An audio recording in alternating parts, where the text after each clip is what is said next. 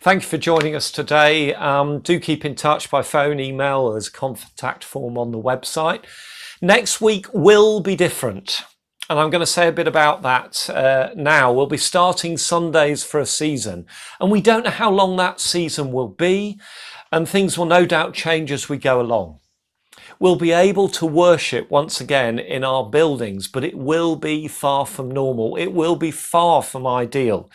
The challenge, though, is to do our best within the restrictions. So thank you, first of all, to all of those of you who are working so hard to make this happen. But thank you too to all of you who've offered to help and to be on teams as we move forward. If you can help and you haven't yet let us know, do that.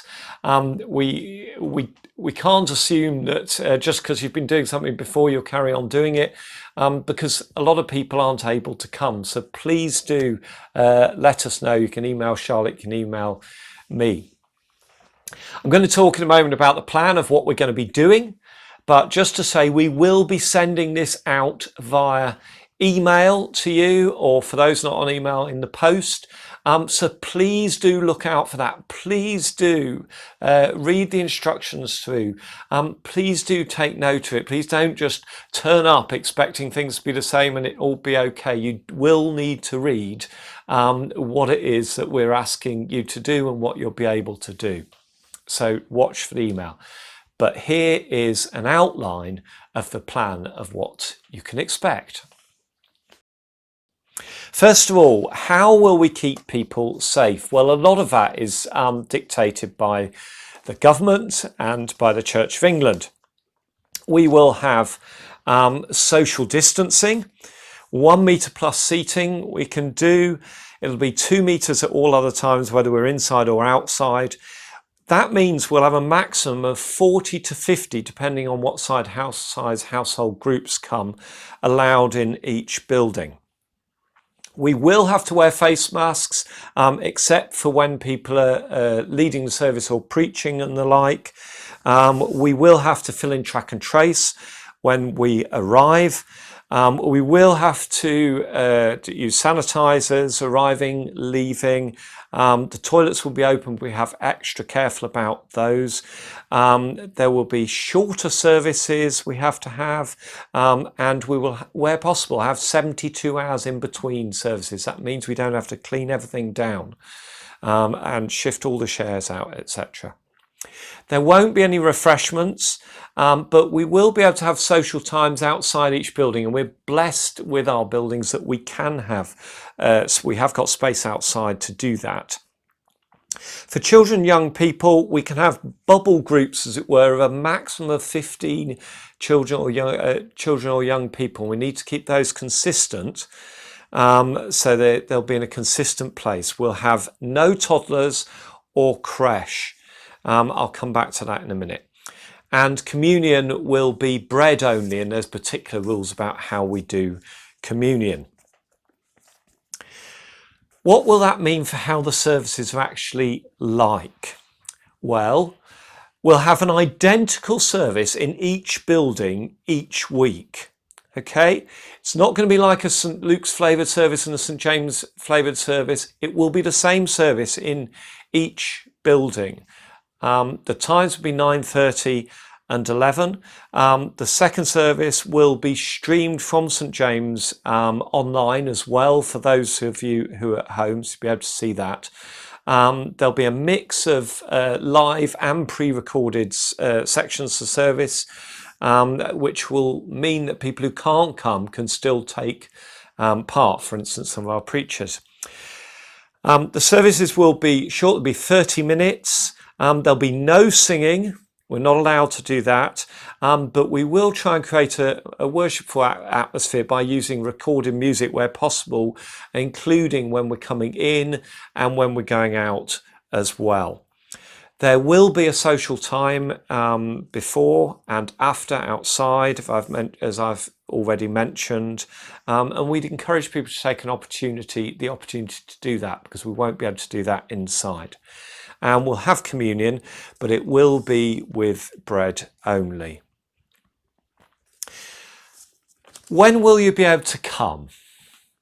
Well, Everyone will be able to come fortnightly. That's what we've worked out based on the survey responses that we had.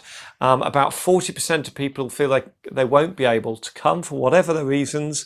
But everyone will be able to come fortnightly. They will have an alphabetical system to organise that. It won't be possible for people to say, well, I'm a St Luke's person, I'm only going to St Luke's building, or I'm a St James's person, I'm only going to St James's building, because the capacity will end up with 1 too full, so we'll be turning people away, and 1 too empty. So it will be an alphabetical system. You'll be assigned which building based on where you come in the alphabet. And every few weeks we'll rotate the blocks, so you won't just always be at the same place.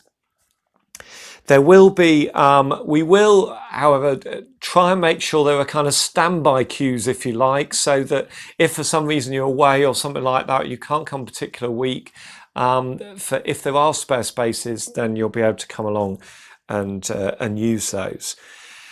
We're deliberately trying to avoid a booking system because we think that's easier for everyone if you haven't got to go online and book your space in advance. And hopefully don't make it easier for visitors to be able to come as well. And we need to leave space for people who just want to come and join us for the first time.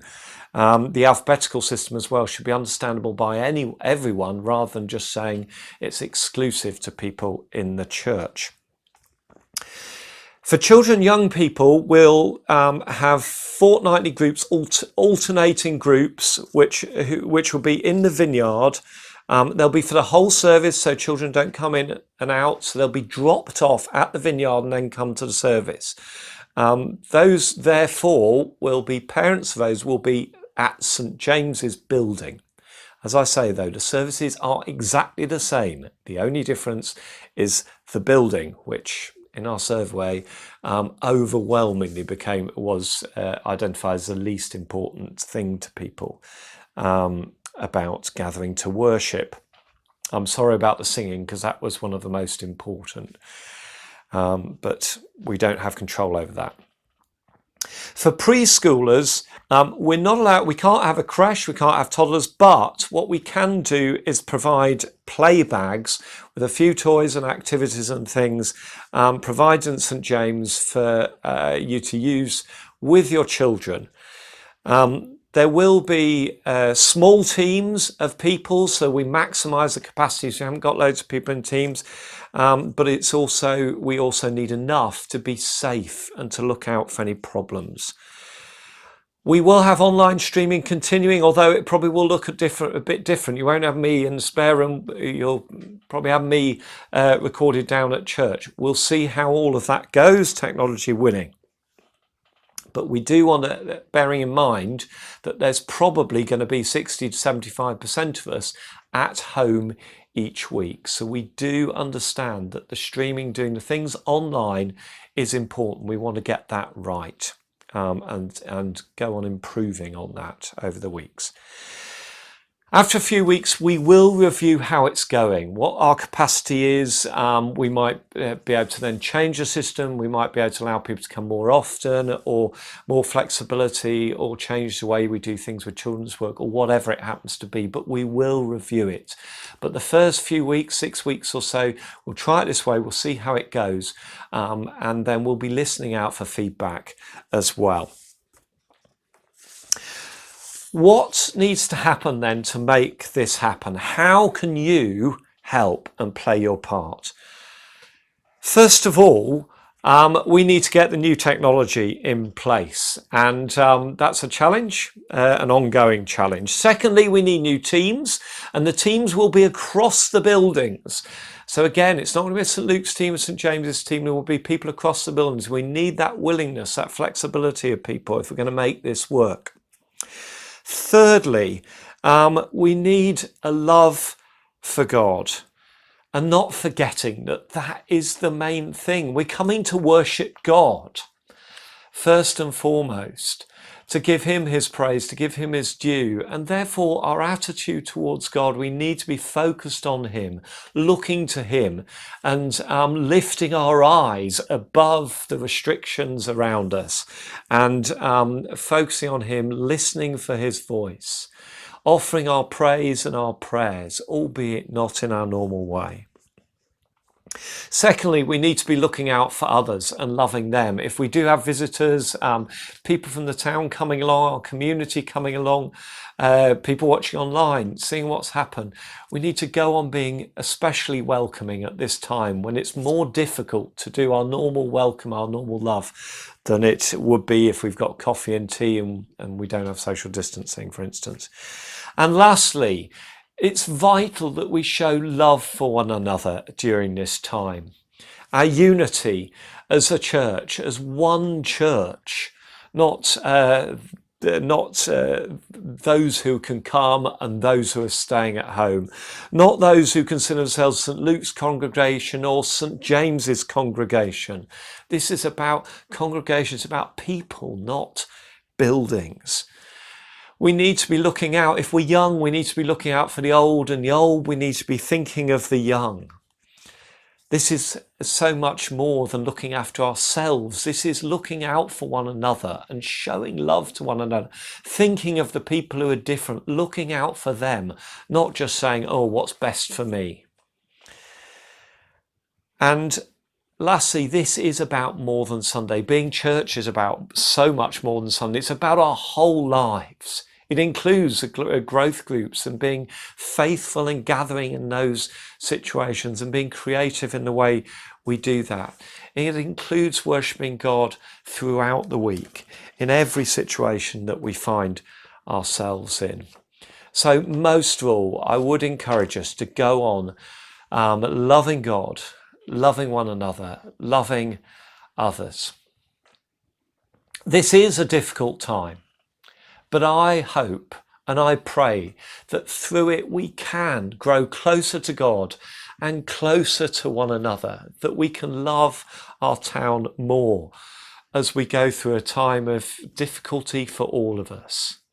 And as we face these changes together, I hope and pray that we become more like the body of Christ, that we reflect Christ to one another and to our community, that we become the people that he's calling us to be. And I pray that as we do that, as we join in this together, that God will bless each one of us as a church this time, each one of us as individuals, and each one of those who we love. So God bless you and all those whom you love now and always. Amen.